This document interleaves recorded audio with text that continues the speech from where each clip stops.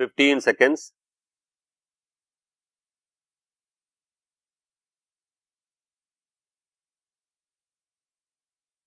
Five seconds. Start. Sir, I have great pleasure in addressing this conference of the managing directors of the industries and the leaders of labor unions in this country. I have no doubt that those who are managing the various industries are not only interested in making profits but also in the welfare of those working in their units and the general public who are the consumers. Similarly, the leaders of labor unions are not only interested in the welfare of workers whom they represent but also in the proper working of the companies for the benefit of the people. I would like to share with you some of my views both in my capacity as a citizen of this great country and also as a minister of the government. In whatever capacity we may be working, it is natural that we work mainly for our personal welfare in the sense that we want to make our children happy. But there can be no doubt that we are basically interested in the progress of the nation and the welfare of the people, because as responsible citizens we realize that only when the nation progresses we can progress. We realize that only when the economic situation of the country is sound, people can be happy. Therefore, it is necessary for us to keep this in mind. We should also remind our people in all walks of life of this aspect on every occasion. I would appeal to those connected with industries to see that there is no lockout in the factories.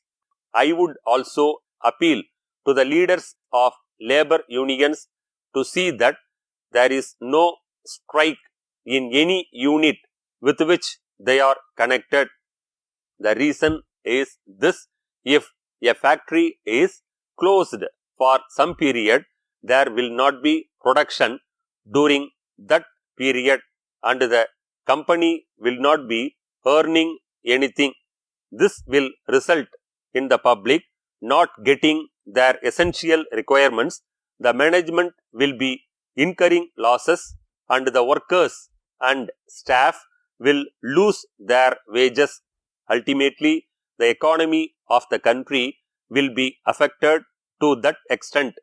Therefore, I would request all those concerned to keep this in mind before they decide on a lockout or a strike.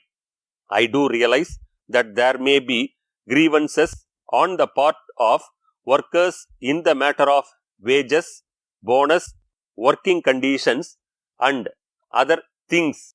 I will not say that all the demands of the workers are unreasonable. Most of them may be reasonable, but the workers should also take into consideration the capacity of the company to meet their demands, however reasonable they may be. They have to realize that the company has to incur expenditure by way of maintenance of the machines, marketing the products and paying the taxes due to the government in addition to paying the wages of workers. If the management is reasonable in meeting at least some of their demands, the labor must accept whatever the management is willing to do consistent with the proper running of the unit and wait for better times when they can press their other demands. I would also appeal to the management to see that the demands of the workers are met so that they can work with certain amount of contentment. The management on their part should realize that unless a worker is able to run his family without difficulty, he will not be able to devote his full attention to his work. The management should also take into consideration the cost of living from time to time and pay the workers suitably. I wish you all success. Letter from Banitha and Company, Mayiladurai, to the proprietor, Messrs. Meena and Company, Coimbatore, dated 4th May 2022. Dear sirs, we are writing to you regarding the recent purchase of some electrical goods. We would like to bring to your kind notice that approximately 2 weeks ago, we ordered a few items and received an intimation 2 days later confirming the receipt of payment and shipment of goods. In this connection, we would like to inform you that according to your terms, the shipment should reach the destination within 3 to 5 working days. But we regret to inform you that we are yet to receive the goods. We have very good relationship with your company for 2 decades and have the greatest confidence in your products and customer service. We have great pleasure in informing you that there is a great demand for your goods in this area.